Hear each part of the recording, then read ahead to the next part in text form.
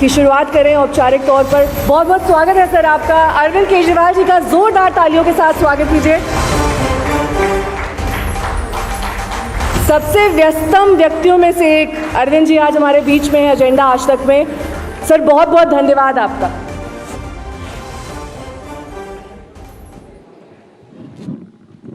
पांच राज्यों में चुनाव है अगले साल की शुरुआत में ही। कम से कम 3 ऐसे राज्य दिखाई दे रहे हैं जहां पर आप लोग कॉन्टेस्ट में हैं अच्छे से। किससे शुरुआत करें? सबसे पहले आपको एक अच्छी खबर दे देता हूँ जी। कार्यक्रम शुरू होने के पहले अभी मैं सीधा रेलवे स्टेशन से आ रहा हूँ आपके प्रोग्राम में, और अयोध्या जी के लिए तीर्थ यात्रा की दिल्ली से अयोध्या की पहली ट्रेन को मैं सी ऑफ करके आ रहा हूँ। दिल्ली के 1000 बुजुर्ग, हमारे माता पिता समान बुजुर्ग आज दिल्ली से अयोध्या के लिए अभी रवाना हुए हैं। वहाँ पे श्री रामचंद्र जी के दर्शन करेंगे और इतने खुश थे मैं बता नहीं सकता। बहुत खुश थे। You should have seen their faces. उनके देखने चाहिए थे चेहरे।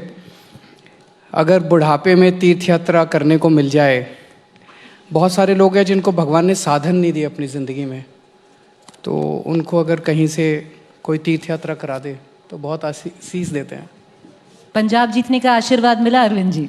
हमें कोई जीत हार का आशीर्वाद नहीं चाहिए। देश के लिए आशीर्वाद हो, सबकी सुख शांति के लिए आशीर्वाद हो, कोरोना से मुक्ति मिले, सब लोग सुख शांति से जिएं, यही आशीर्वाद चाहिए।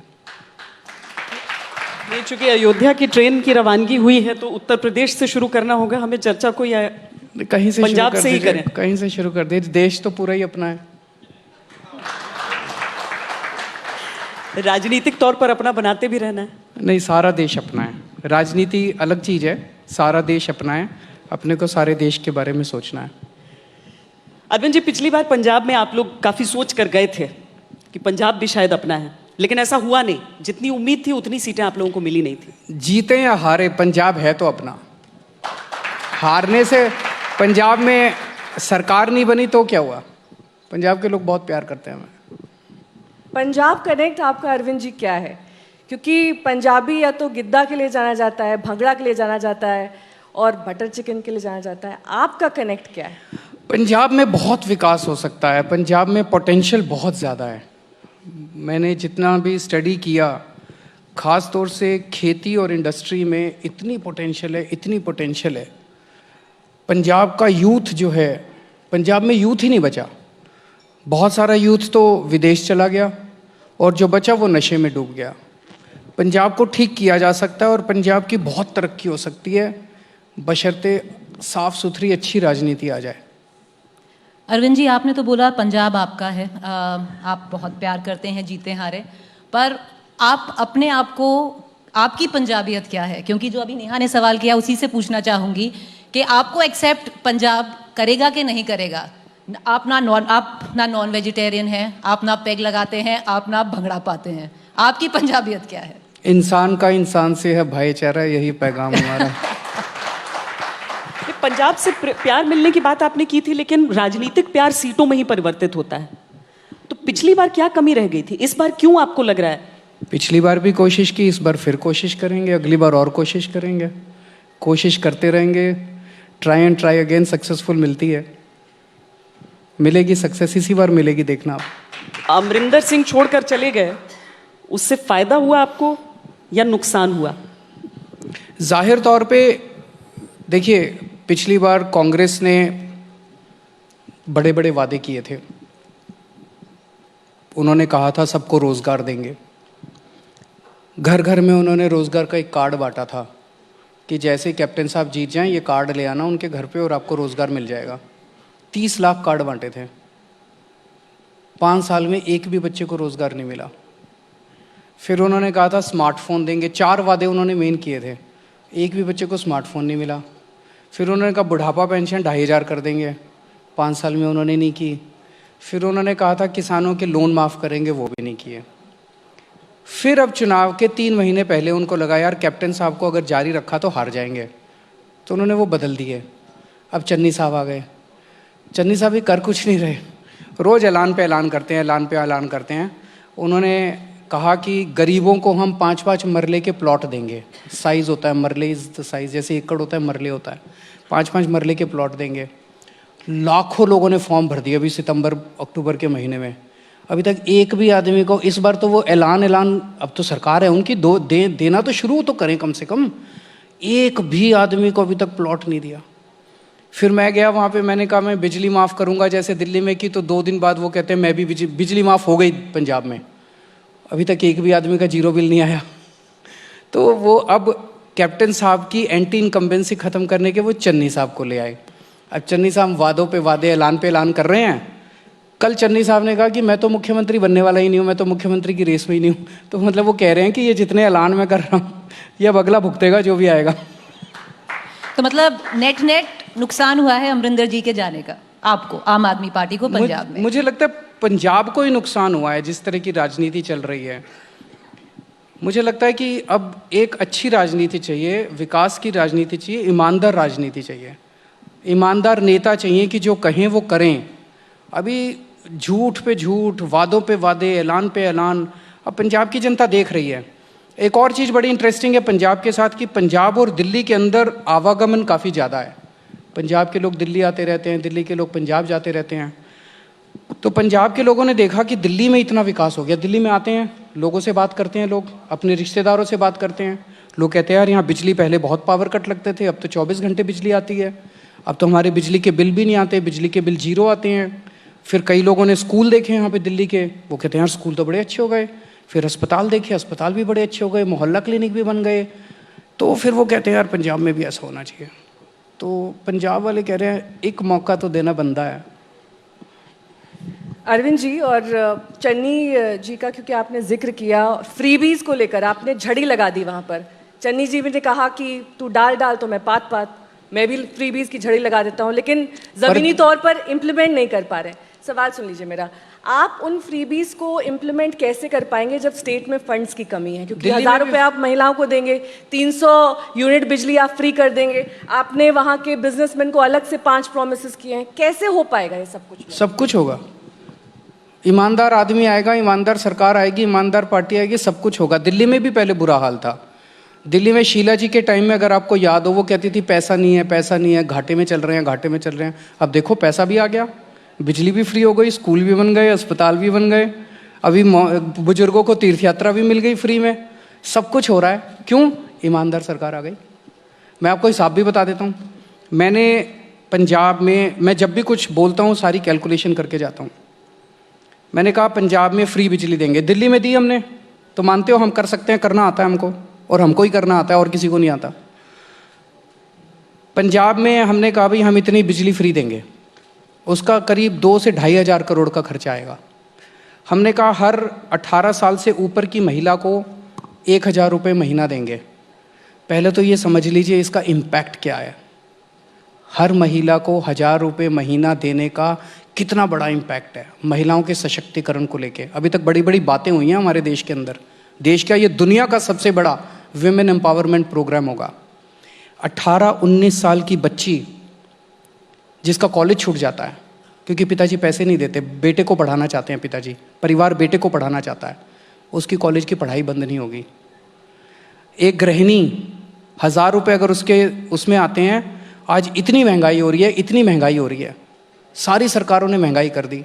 अगर उसके पास 1,000 रुपये हम दे देते हैं, वो पता नहीं कितनी चीज़ें कर सकती है। बच्चों के लिए कुछ खरीद सकती है, थोड़ा सा सब्जी ला सकती है, दूध ला सकती है बच्चों के, पता नहीं क्या क्या कर सकती है 1,000 रुपये में।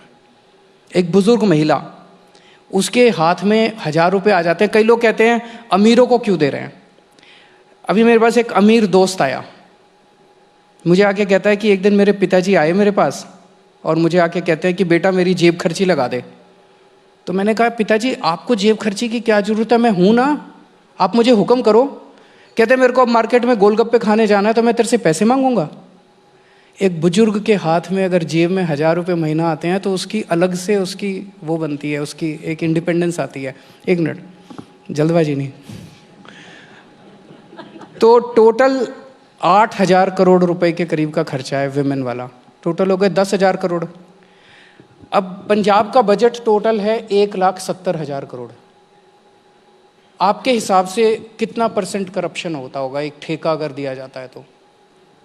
लोग कहते हैं 40% है, 50% है, सारा खा जाते हैं। मैं कहता हूँ 20% मान लो, तो 34,000 करोड़ रुपए का तो करप्शन ही हो गया। इस पैसे को बचा लेंगे जैसे दिल्ली में बचाया। रेते का बिजनेस है, वहाँ पे रेते में इतनी चोरी है, अगर ये रेते की चोरी बच गई तो 20,000 करोड़ यहाँ से आएगा, तो 54,000 करोड़ हो गया। अभी तो मैंने 10,000 करोड़ के ही फ्री भी दिए हैं। अरविंद जी, इसी से एक जुड़ा हुआ सवाल है, क्योंकि सिद्धू जी इसी को लेकर आप पर निशाना साध रहे हैं। उन्होंने एक वीडियो ट्वीट किया, उन्होंने कहा कि लोगों को सशक्त बनाइए, उन्हें रोजगार दीजिए, उन्हें इस तरीके के मौके दीजिए कि वो अपने लिए खुद ही एम्प्लॉयमेंट अपॉर्चुनिटीज क्रिएट कर सकें और उनके हाथ में पैसा आए। फ्री देने से कुछ नहीं होगा। मैं सिद्धू जी को पूरी विनम्रता के साथ कहना चाहता हूँ, अब सरकार छोड़िए, हम कर देंगे। पर अरविंद जी, नहीं, ये सिद्धू के साथ का मामला क्या है? राघव चड्ढा कमेंट करते हैं तो बोलते हैं ये पॉलिटिक्स की राखी सावंत है। आप थोड़ा सॉफ्ट रहते हैं उन पर। आपको अभी भी उम्मीद है कि नवजोत सिंह सिद्धू आम आदमी पार्टी में आएंगे, आपका सीएम फेस बनेंगे? कोई पार्टी में नहीं आ रहे, पता नहीं आपको किसने बहका दिया। वो पार्टी में नहीं आ रहे। वो मेरा किसी, हमारा ना कोई दोस्त है ना कोई दुश्मन है। अगर वो कोई अच्छी बात करते हैं हम उनकी तारीफ कर देते हैं। विपक्ष में है तो क्या हुआ, कभी कभी तारीफ कर देनी चाहिए अच्छी बातों की। वो अगर कोई गलत बात करते हैं हम उसकी बुराई करते हैं, तो दोनों करते हैं हम। पर आप अगर वो विपक्ष से आपके पक्ष में आना चाहें तो क्या सिद्धू के लिए द्वार खुले हैं आम आदमी पार्टी के पंजाब में? अगर आप उनका मैसेज लेके आई हैं तो मैं बात करूं। नहीं तो ये हाइपोथेटिकल क्वेश्चन है। नहीं, अच्छा मान लीजिए मैसेज लेकर आई हैं, ना मान कैसे लें? अरे तो सीएम बना देंगे आप, सीएम उम्मीदवार। तो आप कॉन्फिडेंट है ना कि आम आदमी पार्टी का ही सीएम बन रहा है? आम आदमी पार्टी सीएम फेस क्यों नहीं दे रही है? हैं? ऐसा तो नहीं, क्योंकि देखिए आपकी पार्टी में अगर एक चेहरे की बात हो तो वो अरविंद केजरीवाल हैं। तो क्या पंजाब जीतेंगे तो अरविंद केजरीवाल जाएंगे वहां? अरविंद केजरीवाल दिल्ली का बेटा है, दिल्ली का भाई है, दिल्ली में ही रहेगा। दिल्ली वालों का बहुत प्यार मिला है मुझे, मैं दिल्ली छोड़ के नहीं जाऊंगा। तो पंजाब में नकली केजरीवाल रहेंगे? नहीं, वो जाएंगे अब। उन्होंने कल खुद ही स्टेटमेंट दे दिया, चन्नी साहब ने कल बोला कि उनके शायद कांग्रेस वालों ने उनको बोल दिया कि वो सीएम कैंडिडेट नहीं है। अरविंद जी, आपने क्लैरिफिकेशन दे दिया नकली केजरीवाल पर, लेकिन उनका एक और आरोप है कि आप काले अंग्रेज हैं। आपके रंग पर भी उन्होंने टिप्पणी मैंने कर दी। कल बोला था हम काले हैं तो क्या हुआ, दिल वाले हैं। उन्होंने कहा कि वो लूट रहे हैं और इस बात को मैं पहचानना उनको फिर से कहना चाहता हूँ, कल मैंने बोला भी था, देखिए मैं जैसा भी हूँ, उन्होंने मेरे कपड़ों पे भी, जब से मैंने कहा है ना कि मैं हर महिला को 1,000 रुपए दूंगा, तो वो मेरे को खूब गालियाँ दे रहे हैं। चन्नी साहब बोले कि केजरीवाल कपड़े बड़े सस्ते पहनता है, इसको कोई 5,000 रुपये दे दो, अपने लिए अच्छी शर्ट खरीद लेगा। मैं जैसे भी कपड़े पहनता हूँ मैं खुश हूँ, पर जो 1,000 रुपये दूंगा ना, उससे मेरी माँ बहनें अपने लिए नया सूट खरीद लेंगी, उससे मुझे बड़ी तसल्ली मिलेगी। मैं काला हूँ, लेकिन अपनी सारी माँओं को काला बेटा पसंद है, ये अपनी सारी बहनों को ये काला भाई पसंद है। मेरी नीयत साफ़ है, मैं शक्ल से काला हो सकता हूँ, मेरी नीयत साफ़ है। मैं उनको कहना चाहता हूँ, यही सस्ते कपड़े पहनने वाला और यही काला आदमी अपने सारे वादे पूरे करके दिखाएगा सरकार बनने के बाद। अरविंद जी, आपने महिलाओं की बात फिर छेड़ी तो पूछना चाहूंगी कि दिल्ली की महिलाओं ने आपका क्या किया है? यहाँ की भी तो माँ बेटियों को 1,000 रुपए दे दीजिए ना, या अगले चुनाव की वेट करनी पड़ेगी? देंगे, जरूर देंगे। कब देंगे? जरूर देंगे, चिंता मत कीजिए, पेशेंस रखिए, सब अच्छे काम होंगे। चुनावी दौड़ शुरू हुई, भारतीय जनता पार्टी ने कहा, एक दलित डिप्टी सीएम फेस की बात की, आपने कहा कि दलित सीएम हम करेंगे। कांग्रेस ने बाजी मार ली, उन्होंने दलित सीएम बना ही दिया। आपको लगता है चन्नी के आने से? पर कांग्रेस बदमाशी कर रही है। कांग्रेस ने चुनाव के पहले 3 महीने के लिए दलित सीएम बनाया है, क्योंकि उनको बस उनके वो कल, आपको यकीन है चन्नी के चेहरे पर वो चन्नी वापस नहीं आएंगे? वो कल उन्होंने खुद ही बोला है, मैं नहीं कह रहा, उन्होंने कल बड़े इम्फैटिकली प्रेस कॉन्फ्रेंस में बोला है कि मैं सीएम उम्मीदवार नहीं हूं। उनको कांग्रेस हाईकमांड ने बोला है कि आपको सीएम नहीं बनाने वाले। तो कांग्रेस ने दगा किया दलितों के वोट लेने के लिए ना। आप दगा करेंगे क्या? आप दलित सीएम बनाएंगे? हम इस तरह की गंदी राजनीति, मतलब दलित सीएम वाला मैंने, लेकिन ये इस तरह की गंदी राजनीति नहीं करते कि चुनाव के 3 महीने पहले हम कर दें और फिर झूठ बोलें, और इस तरह के काम हम नहीं करते। केजरीवाल जी, वहाँ जो आपका वोट परसेंटेज है पंजाब में, कितना पिछले चुनावों में रहा था, कितना उसके बाद जब म्यूनिसिपल चुनाव अभी हुए? आप जितने विधायकों के साथ आए थे उनमें से 9 या तो निकाल दिए गए या दूसरी कांग्रेस में चले गए। तो आपका दावा इस बार अगर पंजाब का है तो किस आधार पर है? जनता चाहती है। पर जनता तो वोट परसेंटेज में क्यों नहीं आपके वो तो रिफ्लेक्ट कर पास्ट रहा है? था, हर बार ऐसे थोड़ी रहता है। अब देखना, इसी साल की तो बात हो रही। नहीं तो वो तो फरवरी में था, अब देखना। आप खांस रहे आपके थे, सर्वे क्या कह रहे हैं? सर्वे तो अभी हम करेंगे। आप खांस रहे थे कि ये दिल्ली की पोल्यूशन है? क्योंकि खांसी तो ठीक हो गई थी आपकी। खांसी खांसी अभी भी ठीक है, टच वुड, फिंगर्स क्रॉस्ड, खांसी ठीक ही रहे तो अच्छा है। लेकिन पोल्यूशन एक इस वक्त एक सीरियस प्रॉब्लम है। मैं ये कहूँ कि पोल्यूशन ठीक हो गया, वो ठीक नहीं होगा। लगभग 30 सितंबर तक का जो डेटा आप अगर देखते हैं दिल्ली का, तो वो उस टाइम पोल्यूशन ठीक था। एयर क्वालिटी इंडेक्स लगभग 100-125 के नीचे था, जो कि ठीक माना जाता है। उसके बाद पोल्यूशन बढ़ने लगता है, और वो आसपास के राज्यों में जो पराली जलती है उसका धुआं जब दिल्ली आता है, उसकी वजह से पोल्यूशन बढ़ता है। मैं उम्मीद करता हूं कि अगले कुछ दिनों के अंदर ये ठीक हो जाना चाहिए, और मैं उम्मीद करता हूं कि हम सारी सरकारें मिलके इसका पराली का भी समाधान निकालें, ताकि किसान जो बेचारे दुखी होते हैं। अब ये देखो कि दिल्ली में तो हमें पराली का धुआं दिख जाता है।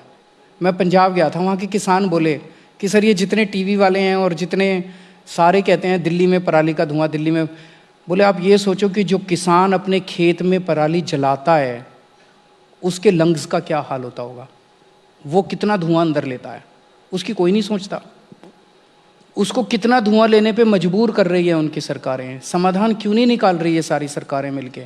उसको जलाने के लिए कोई किसान पराली नहीं जलाना चाहता, उसको जलाने के लिए क्यों मजबूर किया जा रहा है? अरविंद जी, क्योंकि आपने क्लैरिफाई किया आज हमारे मंच पर कि आप पंजाब के सीएम तो कम से कम नहीं बनने वाले, यहीं रहेंगे, आपको दिल्ली से प्यार है। कई बार बोल दिया, कांटों भरा ताज भले ही हो, पोल्यूशन हो, यहाँ पर वैक्सीनेशन की समस्या आपने गिनाई थी, यमुना को लेकर आपको टारगेट किया जाता है, लेकिन आप बने यहीं रहेंगे। खतरों के खिलाड़ी हैं आप। देखिए, अगर आपको बड़ी जिम्मेदारी मिलती है तो खतरे तो होते ही हैं, चैलेंजेस भी होते हैं।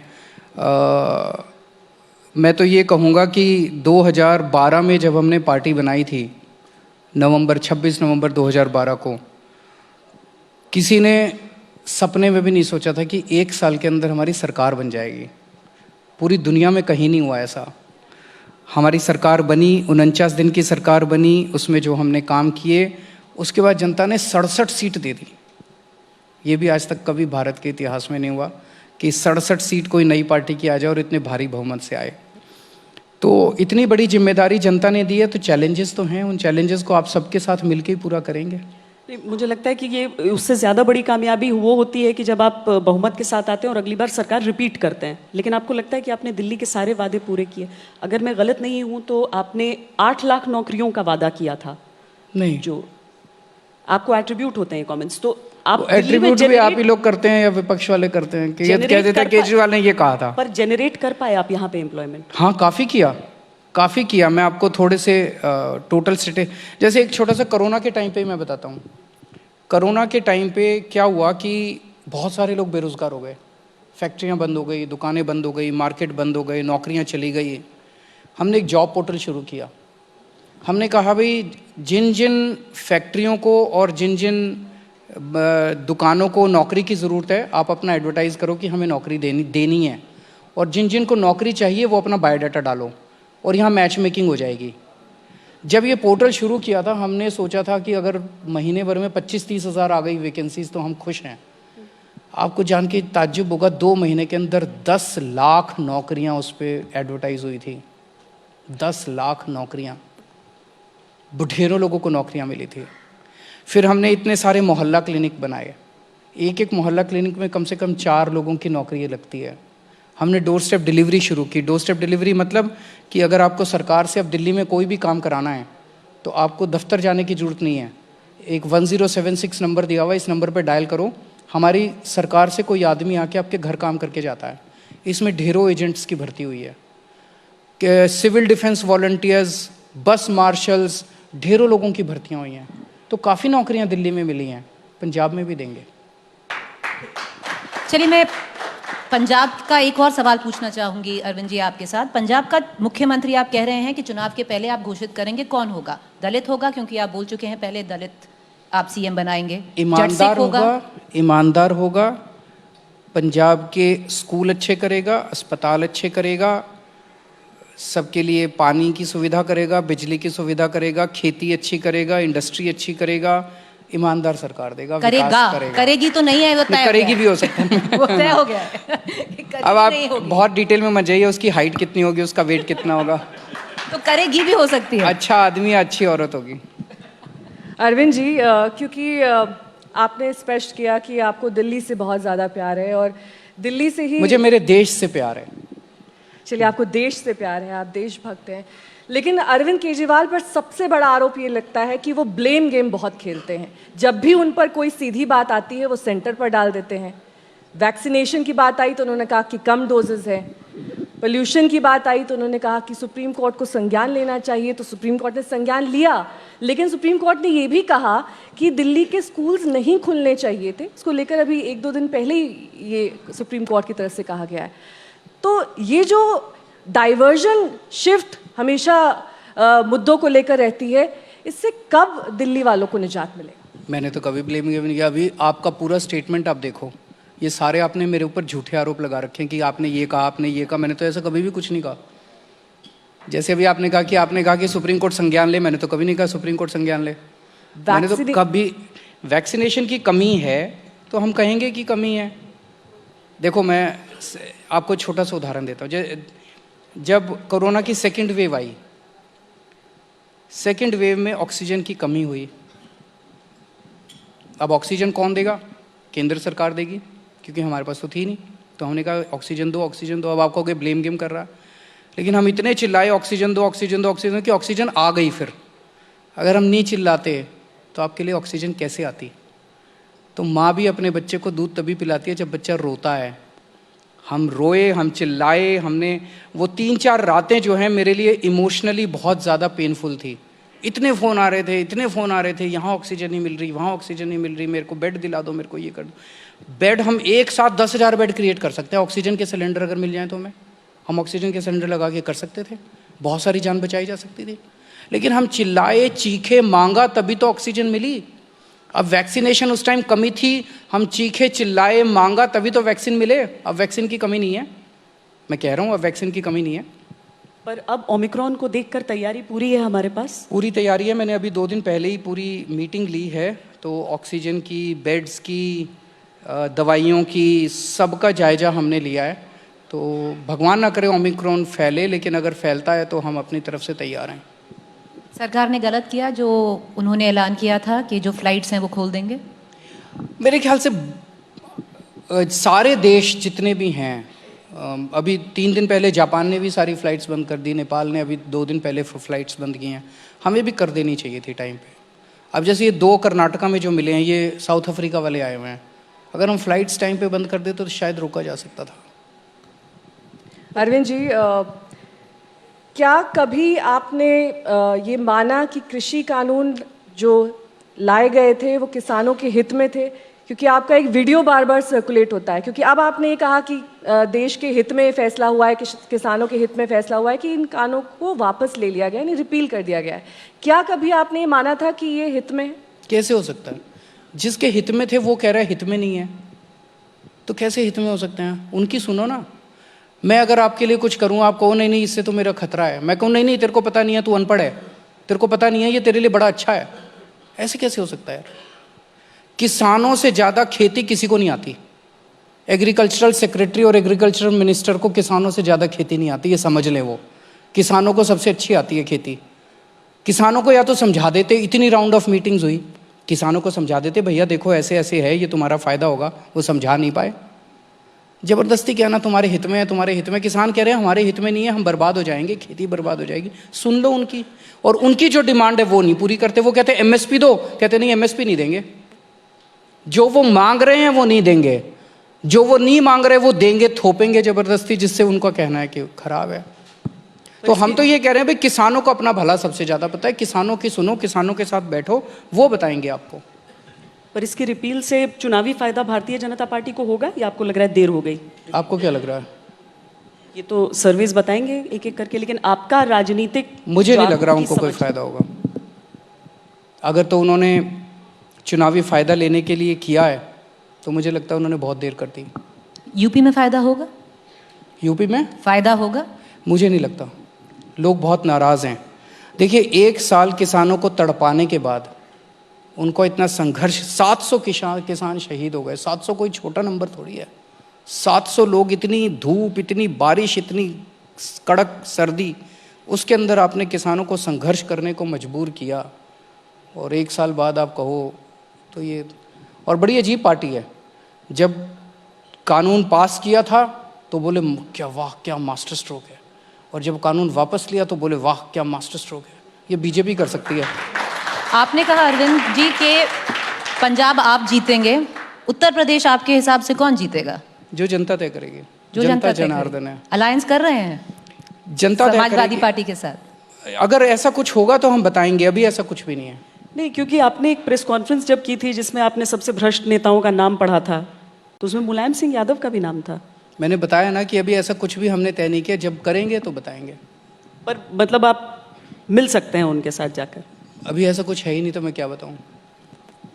अरविंद जी, क्योंकि आपने अभी कहा ना कि हाल ही में आप जब विधानसभा को एड्रेस कर रहे थे, आपने कहा मुझे बीजेपी के नेताओं पर तरस आता है कि इनके नेता इनके साथ क्या क्या कर रहे हैं। आपको नहीं आता? आपको तरस आया था सर, मैं ये पूछना चाह रही हूँ कि क्यों आपको इतना तरस आता मेरे है को उन पर? तरस आता जो है 3 क्योंकि- बेचारे वहां पर विधायक हैं। उन्होंने 3 बिल पास किए और ऊपर से आदेश आया, भाई सारे जने बोलो कि वाह मोदी जी वाह क्या मास्टर स्ट्रोक है। तो सारी बीजेपी वाले वाह क्या मास्टर स्ट्रोक है, वाह क्या मास्टर, सारी बीजेपी कहने लग गई। आधे से ज़्यादा प्राइवेट में कहते थे यार कानून बड़े खराब हैं। फिर जब कानून वापस लिए तो शक्ल दिखाने लायक नहीं बचे बीजेपी वाले, लेकिन ऊपर से आदेश आए कि बोलो वो मोदी जी वाह क्या सारे के शुरू हो गए वाह। आपको भी तरस तो आता ही होगा यार, ये क्या गत बना दी इन लोगों की, विचारों की।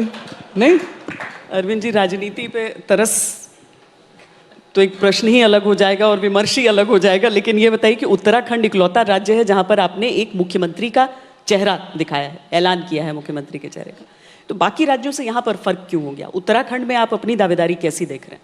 नहीं, हर जगह करेंगे, समय आने पे करेंगे, समय हमें डिसाइड कर लेंगे। हर जगह करेंगे मुख्यमंत्री का चेहरा? उत्तराखंड में सुना है चुनाव नहीं उठ पा रहा है आम आदमी पार्टी का, क्या गलती हो रही है? किसने कहा आपको? सर्वेस कह रहे हैं। कौन सा सर्वे दिखाओ मेरे को? अभी तो ये कह रही है हमने सर्वे कराई नहीं। हमारा नहीं हुआ है, बाकी का तो हुआ हमने है। नहीं आप किए, झूठ बोल रही हैं। हमने नहीं किए हैं। आप हमें चुनाव हराएंगी यहाँ बैठ के। अशोक सिंघल एक सवाल पूछना चाह रहे हैं, उत्तराखंड पर ही है। देश पर अभी आएंगे हम। अशोक जी, अभी देश की तरफ हम एक एक राज्य करते हुए, एक एक प्रदेश, फिर पूरा देश, और इसी क्रम में फिर हम गोवा की तरफ भी चलते हैं, जहां पर गोवा में भी काफी समय से आम आदमी पार्टी की बात तो होती है। वहां पर अब धीरे धीरे पोस्टर्स भी पड़ते जा रहे हैं, लेकिन गोवा में आपकी राजनीतिक, फिर आप सर्वे पूछेंगे इसलिए, आपकी राजनीतिक समझ आपको गोवा में कहां पर खड़ा कर रही है? देखिए, गोवा के अंदर लोगों ने बीजेपी कांग्रेस दोनों को ट्राई किया। पिछली बार कांग्रेस को 17 सीट मिली थी, 20 सीट चाहिए होती है सरकार बनाने के लिए, 3 सीट कम थी। बीजेपी को 12 सीट मिली थी। 17 में से 13 लोग छोड़ के या 12 लोग छोड़ के बीजेपी में शामिल हो गए। तो इसका क्या मतलब हुआ? अब लोग वहाँ ये कह रहे हैं यार कांग्रेस को वोट देने का क्या फ़ायदा है, तो सारे जाके फिर चुनाव के बाद यहाँ मिल जाते हैं। और बीजेपी खुलेआम कह रही है कि हमारी इस बार अगर 8 सीट भी आ गई तो सरकार तो हमारी बनेगी, क्योंकि चाहे कांग्रेस को मिले वोट चाहे हमें मिले, हम कांग्रेस वाले हमारे में ही आएंगे अल्टीमेटली। ये क्या है? ये तो ठीक नहीं है। तो अब लोगों को एक ईमानदार ऑल्टरनेटिव चाहिए, वो लोग आम आदमी पार्टी की तरफ ही देख रहे हैं। टीएमसी के आने से घाटा हुआ है या आपका प्लस पॉइंट हुआ है गोवा में? फ्रैंकली मेरे हिसाब से तो अभी टीएमसी को कोई वोट नहीं मिल रहा। आप कह रहे हैं कि नहीं मिल रहा है? मैं हाँ, मेरे पोस्टर तो वहां पे सिर्फ दीदी के दिखाई दे रहे हैं। दिखाई देने जी, पोस्टरों से अगर चुनाव जीते जाते तो फिर तो इस देश के जो सबसे करोड़पति लोग हैं वही चुनाव जीत लेते हैं। टीएमसी ने क्या आपको इनसाइडर बना दिया है? पहले आप आउटसाइडर थे, अब टीएमसी आ गई हैं, तो आप तो ऑटोमेटिकली इनसाइडर हो गए हैं। मुझे लगता है वो अभी चुनाव में वो बहुत कोई प्लेयर नहीं है, ऐसा मुझे लगता है। नहीं, पर दीदी के बहुत करीबी आप हैं। ममता आज- बनर्जी आपको पसंद बहुत करती हैं। मैं भी उनको बहुत पसंद करता अब हूँ। वो पूरे देश में घूम रही हैं, महाराष्ट्र का दौरा करके आई हैं, तो उस चर्चा में, उस विमर्श में, उस साझेदारी में आप भी हिस्सा होने ही वाले होंगे। मैं परे हूँ, नहीं, मैं बाहर हूँ इस सब चर्चा से। मेरे को ये सब राजनीति समझ नहीं आती, जोड़ तोड़ की राजनीति मेरे को नहीं समझ आती। मेरे को देश से प्रेम। बात कर रहे हैं अरविंद जी आप, कि मैंने कब किया जोड़ तोड़? मतलब यार? आपको ये मैंने तो कभी नहीं किया जोड़ तोड़ की राजनीति। मैंने कब आपने की? तो कांग्रेस से अगर समर्थन- स्कूल कांग्रेस ठीक को करने समर्थन देने पे मजबूर इस कर देश दिया के था। स्कूल ठीक करने हैं, कॉन्टैक्ट केजरीवाल। इस देश के अस्पताल ठीक करने हैं, कॉन्टैक्ट केजरीवाल। अगर आपको बिजली ठीक करनी है इस देश की, पानी ठीक करना है इस देश का, सड़कें ठीक करनी है, नालियां ठीक करनी है, कॉन्टैक्ट केजरीवाल। और अगर आपको राजनीति करनी है, जोड़ तोड़ करनी है, ये सब करना है, कॉन्टैक्ट ऑल दोज पीपल। करेंगे सर, ठीक करेंगे, मैं मानता हूं सब कुछ ठीक नहीं हुआ। नहीं, मैं सर प्लीज, सर ये इस पर बाद में आएंगे। हम सवालों तक पहुंच जाएंगे। अरविंद जी अच्छा, शांत हो जाइए। Arvind ji, NT Ramarao, MG Ramachandran, Prafulla Kumar Mahanta, election से कुछ ही महीने पहले इन्होंने भी पार्टी बनाई और चुनाव जीत गए। उसी राह पर हैं आप? कोई भी राह कह लीजिए, हम तो अच्छी राह पे हैं, जो भी कर रहे हैं अच्छा काम कर रहे हैं। उतना ही आत्मविश्वास है, उतना ही कॉन्फिडेंस है? जनता पे विश्वास है। देखो, मैंने जो अपने छोटे से राजनीतिक जीवन में देखा है, अगर आप ईमानदारी से काम करें और जनता के लिए काम करें, जनता आपको वोट देती है। हमारे पास तो पैसा भी नहीं है, कभी भी नहीं था। हमारे पास तो साधन भी नहीं थे। एक छोटे से पहले चुनाव में आप खुद सोचो, 2013 का पहला चुनाव लड़े थे, जनता ने क्यों वोट दिया? जनता ने देखा यार ये अन्ना आंदोलन लड़े थे, ये 4-5 लड़के बड़े ईमानदार हैं, कट्टर ईमानदार हैं, देशभक्त हैं, थोड़े जिद्दी हैं, और जनता ने देख के वोट दिया। तो आप अगर ईमानदारी से वोट देंगे, जनता देख लेती है, जनता को सब समझ आता है। अरविंद जी, आप कह रहे हैं आपको राजनीति समझ नहीं आती, पर अगर आज के दौर में देखें, आपने बीजेपी को कांटे की टक्कर दी है, हराया है। दीदी की आप बात करते हैं, आप उनको बहुत रिस्पेक्ट करते हैं, आपने बहुत बार बोला है, उनने हराया है। तो ये दो ही नेता हैं अगर देखा जाए आज के दौर में जो ऑपोजिशन को लीड कर सकते हैं, क्योंकि उन्होंने बीजेपी को टक्कर दी है। मतलब बिल्कुल ही जो जगरनॉट था बीजेपी का, रोका है आप दोनों ने। अब ममता जी ने कल बोला या 2 दिन पहले बोला था कि यूपीए खत्म है। आप मानते हैं यूपीए खत्म है? मेरे को इस सब पचड़े में नहीं पड़ना। तो आपको लगता है अगर परसों एक समूह बने जो ऑपोजिशन, विपक्ष की पार्टियां हैं, आप में हैं आपके, आप उसको लीड कर पाए? नहीं नहीं, मैं बहुत छोटा आदमी हूं, मैं कहाँ लीड करूंगा? बहुत बड़े बड़े लोग हैं वो सब। गिना दीजिए। नहीं नहीं बहुत बड़े बड़े लोग हैं वो, सारी उन्हीं को मुबारक, मेरे बस की बात नहीं है। नहीं, पर कांग्रेस मेन ऑपोजिशन रहा है आपके हिसाब से, क्योंकि ममता बनर्जी की असली लड़ाई वही दिख रही है। जो पार्टी या जो समूह इस देश के लोगों को उम्मीद देगा और इस देश को आगे बढ़ाने का प्लान देगा, उस देश के साथ इस देश की जनता खड़ी होगी, उस समूह के साथ या उस पार्टी के साथ। बाकी सब नौटंकी है। राजनीति का लॉन्ग टर्म प्लान होना चाहिए, मतलब लॉन्ग टर्म प्लान होना चाहिए देश का, लॉन्ग टर्म प्लान होना चाहिए जनता का। अगर आप जनता के साथ खड़े हो तो जनता आपका साथ देगी। अगर आप बनाते हो इसको हराना है, उसको हराना है, इसको जिताना है, कर लो घर बैठ के। ये राजनीति गलत राजनीति है। We live in a democracy and democracy is by the people, for the people, of the people. जनता की बात करो, जनता के लिए क्या करोगे, जनता के लिए आपके पास क्या प्लान है, वो असली राजनीति है। अरविंद जी, जैसे कोक होता है, कोक लाइट होता है, कहते हैं कि अगर बीजेपी हिंदुत्व है तो आम आदमी पार्टी लाइट हिंदुत्व कर रही है लॉन्ग किसने का टर्म प्लान लाइट? के लिए। किसने का लाइट? तो आप भी स्ट्रॉन्ग हिंदुत्व कर रहे हैं। असली हिंदुत्व है वो फर्जी हिंदुत्व है। वो फर्जी है। फर्जी क्यों है। फर्जी वो? आपके हिसाब से हिंदुत्व क्या है? मतलब आप हिंदुत्व है सबसे, हिंदुओं के सबसे श्रद्धेय और सबसे बड़े भगवान कौन है? भगवान रामचंद्र।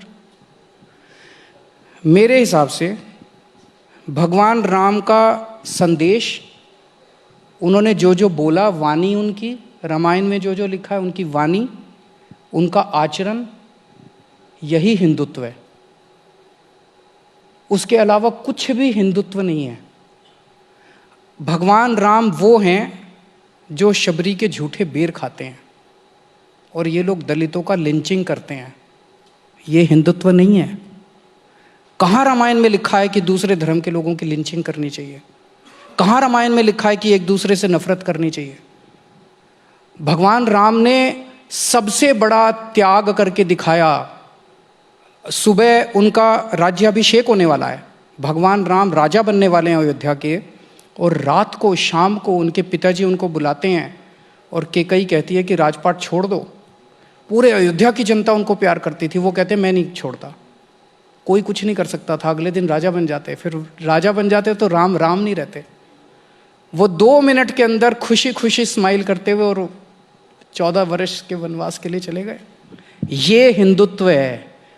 हिंदुत्व साम दाम दंड भेद करके इंसान को इंसान से लड़ा के, वो हिंदुत्व, नफरत की राजनीति हिंदुत्व नहीं है। अच्छा, एक और इंसिडेंट में बताना।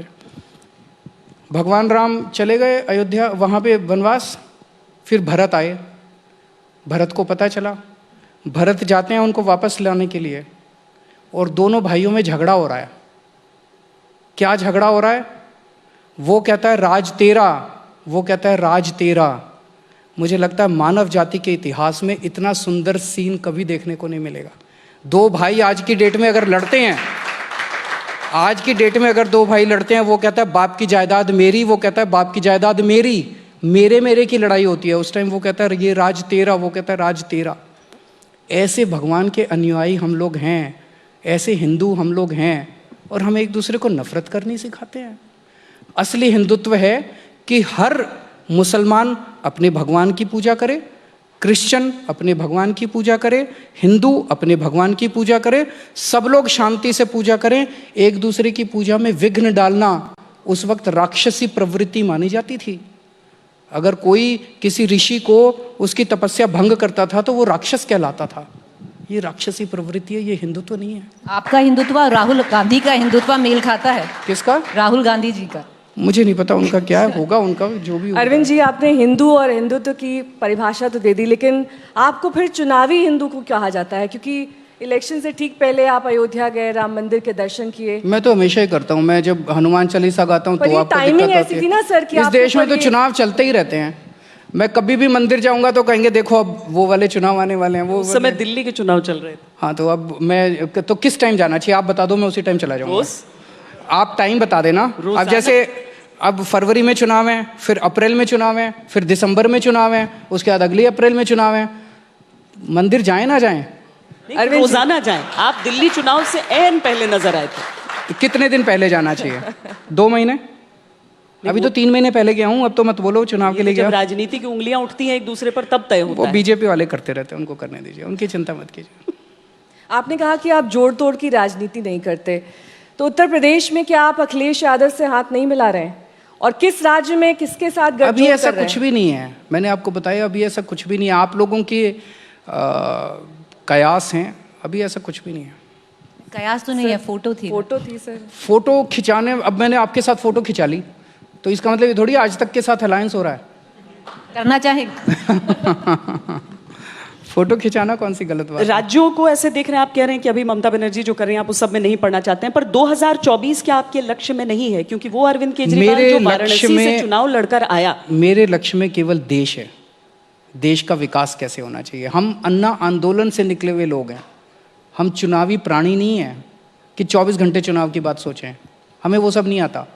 हमें इस देश के बारे में सोचते हैं कि देश के बारे में क्या प्लान है। आप देश का शानदार प्लान बना लीजिए, देश को कैसे और जनता के बीच में ले जाइए, जनता आपको जिता देगी। लेकिन आप सोचे 2024 का क्या प्लान है, वो सही राजनीति नहीं है। देश के लिए सोचिए। क्या देश प्रधानमंत्री के विकल्प के तौर पर किसी को देख सकता है? और जनता तय करेगी, जनता डिसाइड करती है। आपकी नजर में आपको कोई दिख रहा है? जनता तय करेगी। जनता तय करेगी कि प्रधानमंत्री कौन बनेगा। जिसको भी प्रधानमंत्री बनाए जनता, वो फिर देश के लिए काम करे। That is important. वो फिर नफरत की राजनीति नहीं होनी चाहिए, ये सब नहीं होना चाहिए। अच्छी राजनीति होनी चाहिए। क्या अरविंद केजरीवाल लॉन्ग टर्म खेल रहे हैं? क्योंकि आप मैं फिर से उसी बात पे आती हूँ कि आप एक ऐसे नेता हैं, आपकी एक ऐसी पार्टी है जो एक कांटे का टक्कर दे रही है बीजेपी को। क्या, और आप एक अकेले नेता हैं जिन पे एज आपकी तरफ है। अगर आप दीदी को देखें वो 66 ईयर्स की हो गई हैं, अगर आप बाकी जो ऑपोजिशन लीडर्स देखें अब एक एज होती है, हो गई है। क्या आप लंबी गेम खेल रहे हैं? मतलब 2024 नहीं, 2029 आपका टारगेट है या फिर 34 या फिर 39? तो लॉन्ग गेम है। पता नहीं, पता नहीं। अरविंद जी, एक बार फिर से दिल्ली पर आते हैं और दिल्ली में इस वक्त दो बड़े मुद्दे, एक पोल्यूशन से जुड़ा हुआ जिस पर आप जवाब दे चुके हैं संक्षेप में, लेकिन दूसरा बड़ा मुद्दा जिसको लेकर अब लगभग 5 साल का वक्त बीत चुका है वो है यमुना की सफाई का मुद्दा। और इस बार जो तस्वीरें आई वो दरअसल छठ पूजा के वक्त ही हर साल आती हैं, लेकिन समस्या तो बरकरार है ना अरविंद जी, और उसको एड्रेस किया भी जाना चाहिए। मैं मानता हूँ यमुना में बहुत पोल्यूशन है। मैं आज आपके चैनल पे ये प्रॉमिस कर रहा हूँ कि 2025 का जो दिल्ली का चुनाव होगा उसके पहले यमुना साफ कर देंगे, नहीं तो मेरे को वोट मत देना। पर कैसे माने? 2015 में भी आप ये बोले थे। नहीं, 2015 में यमुना हमारे उसमें था, मैनिफेस्टो में था। 5 साल में मैं मानता हूँ मैनिफेस्टो में था। 5 साल में हमने दिल्ली के अंदर बहुत सारी प्रॉब्लम्स थी, स्कूल ख़राब थे, अस्पताल ख़राब थे, ये बिजली ख़राब थी, पानी ख़राब था, ये सारी चीज़ें ठीक की 5 साल के अंदर, काफ़ी काम हुआ। और ये 70 साल का जो गड़बड़ है ये केवल 5 साल में पूरी नहीं हो सकती। तो लेकिन अब हम पूरी वो वाली चीज़ें अब थोड़ा ठीक हो गई हैं, तो एक अपना ढर्रे पे आ गई हैं, चलने लग गई हैं। अब पूरा फोकस मेरा यमुना, पानी, सड़कें, इन चीज़ों के ऊपर है और ये ठीक करेंगे हम। पानी भी आपको 24 घंटे दे देंगे, यमुना भी आपको साफ करके पूरी आज तक की टीम को डुबकी लगवा के आएंगे। पहले आप लगाएंगे? पहले मैं लगाऊंगा।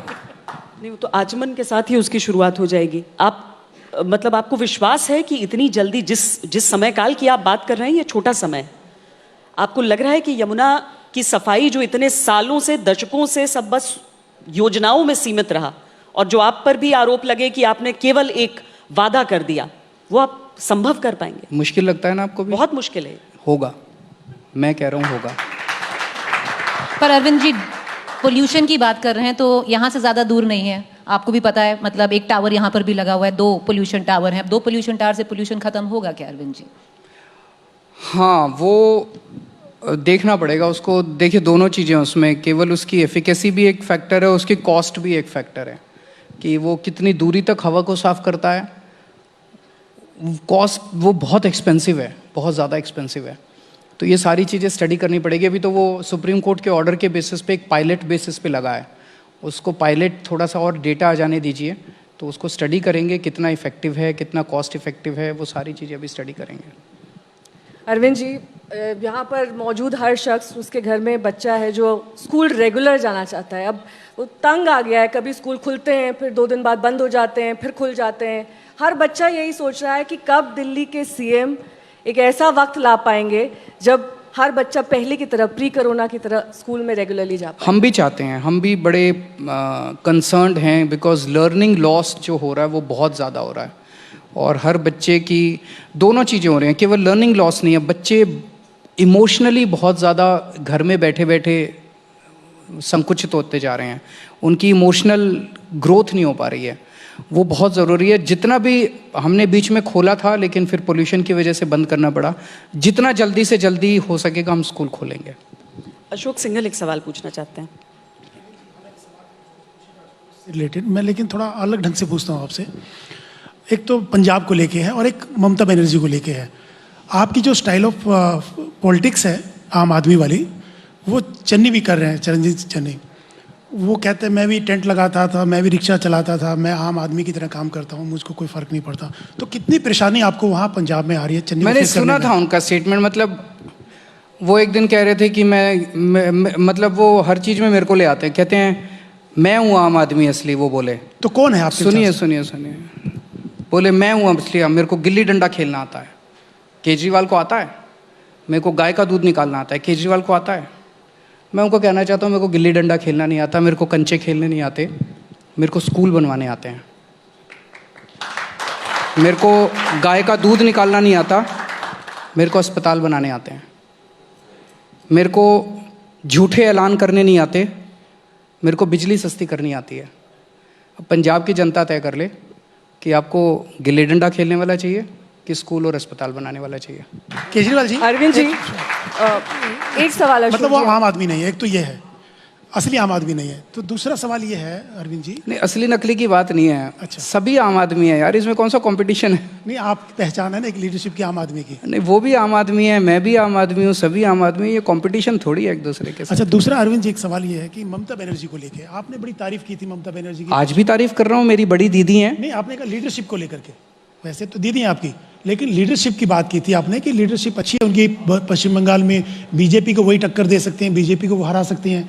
तो आपका निशाना हमेशा से नरेंद्र मोदी पे रहा है कि उनको हटाना जरूरी है, उनकी कार्यशैली को लेके भी हमेशा बोलते रहे हैं। तो आपको लगता है कि ममता बनर्जी जिस ढंग से यूनाइट कर रही है पार्टीज़ को, आपने फिर कहा कि विकास होना चाहिए, मेरा मोटिव ये है, तो क्या मोदी भी कह रहे हैं मैं विकास कर रहा हूँ, तो क्या उनकी लीडरशिप ठीक है? अगर वो ठीक नहीं है तो ममता बनर्जी जिस ढर्रे पे चल पड़ी है, जो पॉलिटिक्स कर रही हैं देश भर में, तो आपको लगता है कि ममता बनर्जी ही मोदी को टक्कर दे सकती हैं? उनकी लीडरशिप में सबको आगे आना चाहिए, स्टेट वाइज स्टेज वो जा करके वो कर रही हैं, तो आपको उनकी लीडरशिप मंजूर है देश के अंदर? देखिए, वो क्या कर रही हैं, मेरी उनसे बात नहीं हुई कि उनका क्या प्लान है, उनका आगे क्या वो है, मेरी उनसे बात नहीं हुई, तो मैं उस पर कैसे टिप्पणी कर सकता हूँ?